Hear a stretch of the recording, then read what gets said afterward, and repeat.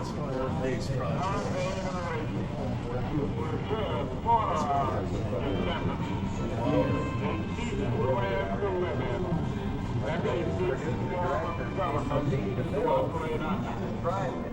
Here's what he said.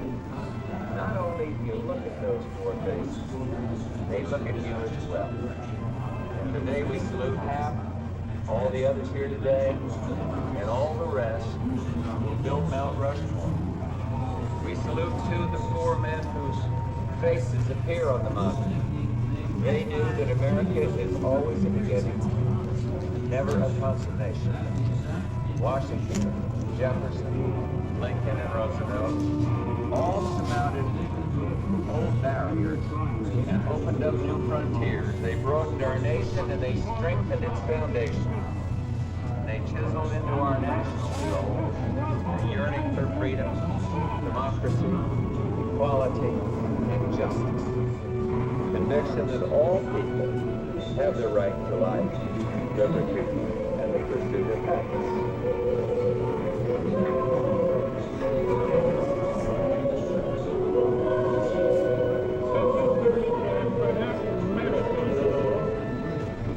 Those Americans 10,000 years from now, when the weathering of the face of Washington and Jefferson and Lincoln shall have proceeded to a depth of perhaps a tenth of an inch. 10,000 years from now, we can meditate and wonder whether our descendants, because I think they'll still be here, what they will think about us. Let us hope that at least they will give us the blessing of America. They will be able to hear about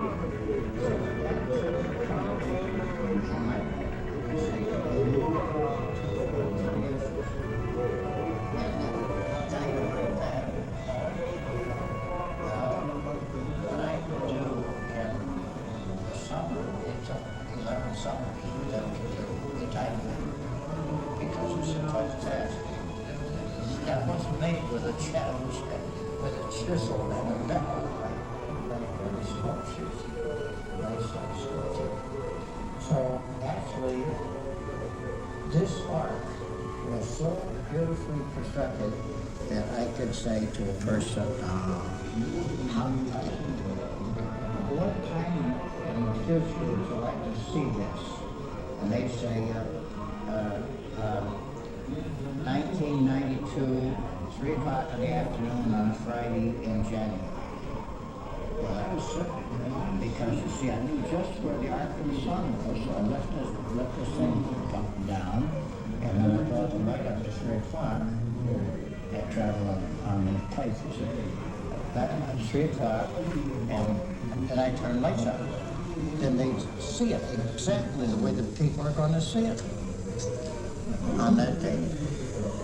And we had to study it every way like that in order to, and watching the lights go over it so that we get just the right shape to the lips, the right shape to underneath the nose, and every part. Oh boy, I can go on for hours. I'm sure, that's amazing.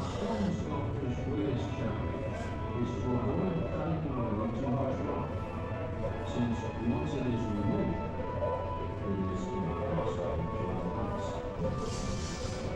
What do you think was your most significant experience? What comes up when we work at the scale model, Borglum was able to test his ideas and manipulate those for each face before they were actually cut into the mountain. Once Borglum was convinced of his artistic direction, he would measure the model and transfer the dimensions to the mountain using an ancient sculptor's tool called the pointing system. This technique enabled him to take three-dimensional measurements of the model and transfer that exact information to the mountain. A bar connected to a protractor plate was attached to the top of the model's heads. A corresponding large-scale version of the pointing tool was also attached to the mountaintop. The bar extended out over the faces and could be rotated to any degree. A weighted plumb line extended down from the bar to the surface of the model. The protractor angle, as well as the position and length of the plumb line, were all recorded. On top of the memorial, the measurements were multiplied times 12, an inch on the model for every foot on the mountain. The plumb line on the mountain was angled and lowered to match the corresponding measurements. Rock was removed until each point on the mountain matched exactly with each point from the model. This process was repeated thousands of times during the creation of the memorial. The pointing system was never exactly perfect, since even small differences were exaggerated.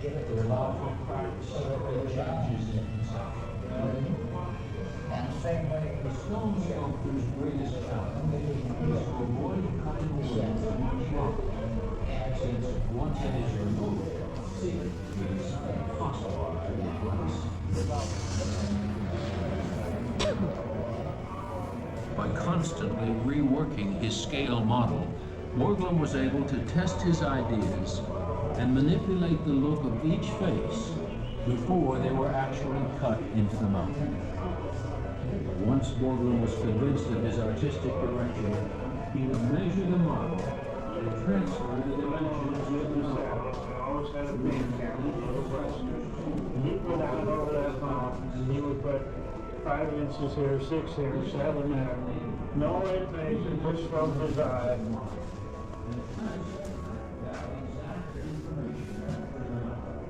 I think Dad understood the dream that a lot of people did, and when a lot of people got frustrated with the nuts and bolts of trying to raise the money and trying to appease Gutzon.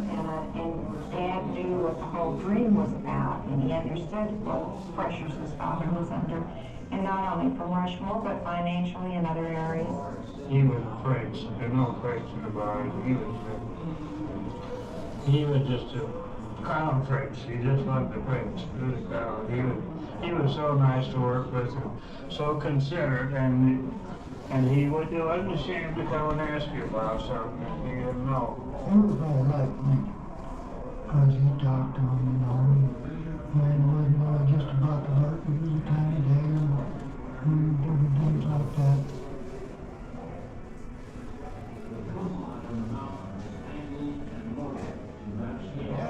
Vast ego. I recall one time we were playing ball in a tournament down to Aberdeen, and I was playing third base, and right in the middle of the game,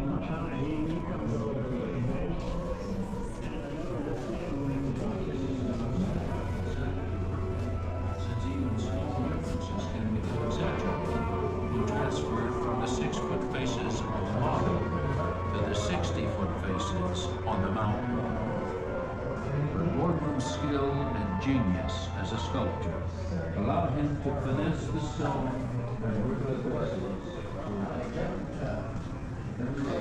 See, I didn't have to be there because I had written it all down. It was all in the books, and they had the hundreds of books, pages, every day. I had,